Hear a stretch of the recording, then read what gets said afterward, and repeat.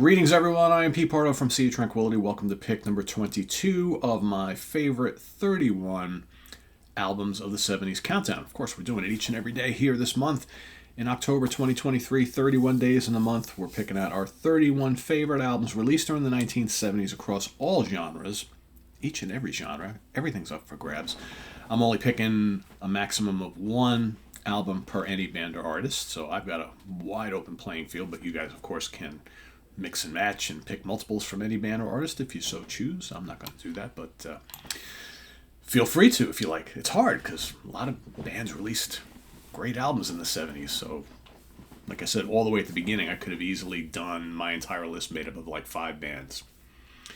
Decided not to do that. So this particular pick for today is their 5th album from this British band, released August 2nd, 1971, recorded at Olympic Studios in London, England, Stargroves, East Woodhay, using the Rolling Stones mobile unit, all in England.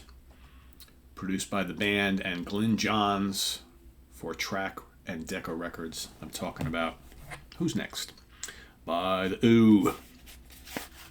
That's right. Yes, I happen to have the deluxe edition, which is mandatory. The album itself is great, obviously, but having all that extra stuff tacked on at the end, which they were working on at the time, very cool. Of course, you know, this is the whole Lighthouse era, right? They got the big box set, I think just came out recently. There's no shortage of things available over the years from these sessions and whatnot. It's a pretty historic time in the history of The Who.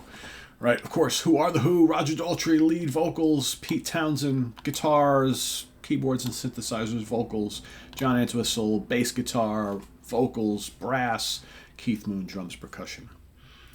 Of course, you get a little bit of help on the album by some folks who kind of hung around the studio, right? Nicky Hopkins played a little piano on the album. Of course, Nicky Hopkins seemed to be finding his way into so many albums around this time period from some of these classic British bands, right? Of course, we also know during the sessions we had folks like Leslie West and Al Cooper and Dave Arbus also finding their way in. Some of their contributions would make it onto the actual album that was released. Some showed up on stuff like this, where you get these alternate recordings and versions of things, right? So, speaking of the album, so let's go through the track listing, right? Of course, you got Baba O'Reilly. Classic song. Absolutely classic song. You got Bargain. Oh, that a bargain. The best I ever had. Killer song. Love Ain't for Keeping. So Infectious. My Wife. Wow, that's the garbage truck outside picking up. I heard this like high-pitched whining. I'm like, holy cow. My Wife, great Entwistle song. Good rocker. Sings lead vocals on that as well. The Song Is Over, gorgeous. Over on side 2, you got Getting in Tune. Another very catchy, very quirky, fun song. Going Mile. Whee-hoo. Going Mile. Again, another great song here. Behind Blue Eyes.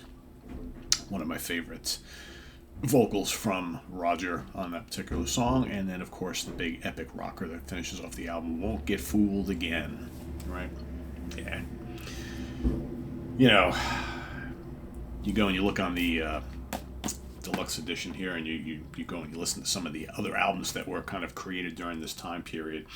You know, Pure and Easy and Water and Naked Eye, and you know, a lot of good stuff was being written and created around this time period. This was an especially fertile period for Mr. Pete Townsend and his songwriting, between Tommy and Quadrophenia, everything in between. Not too many songwriters can compete with some of the stuff that he came up with during this time period. Crazy creative. All right, charts. Australia, number 3. Canada, number 5. Danish charts, number 3. Dutch charts, number 2. Finland, number 9. Germany, number 18. Norway, number 6. UK, this made it to number 1. And here in the States, this made it to number 4.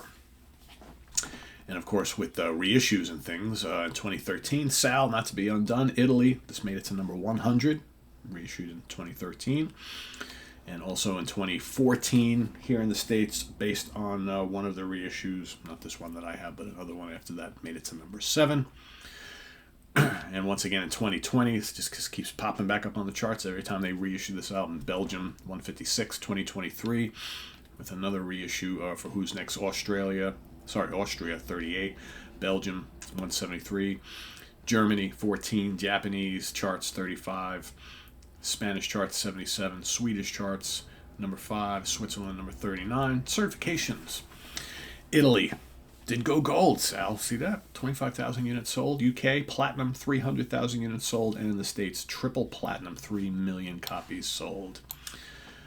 Some big numbers there. We get anything for singles and whatnot?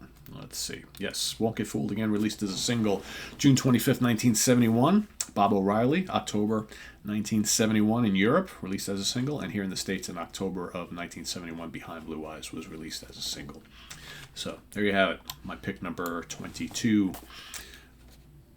Who's Next? By The Who. Let us know what you think of this landmark album down in the comments below, as well as your pick for today, pick number 22. And we'll see you tomorrow for pick number 21. Till then, visit us on the web at www.seaoftranquility.org. We're on Facebook, we're on YouTube, all together, all the damn time. Please subscribe if you haven't already, and click on that notification bell so you get alerted of all of our content as it posts. And please do hit the like button before you leave. Also down below, we get the links to our Ko-Fi page for channel donations, as well as our merch page and our Cameo page. So thanks in advance for all of your support there. And we'll see you real soon here with more stuff. I am Pete Pardo. Thanks for watching, everybody. Have a good one. Bye-bye.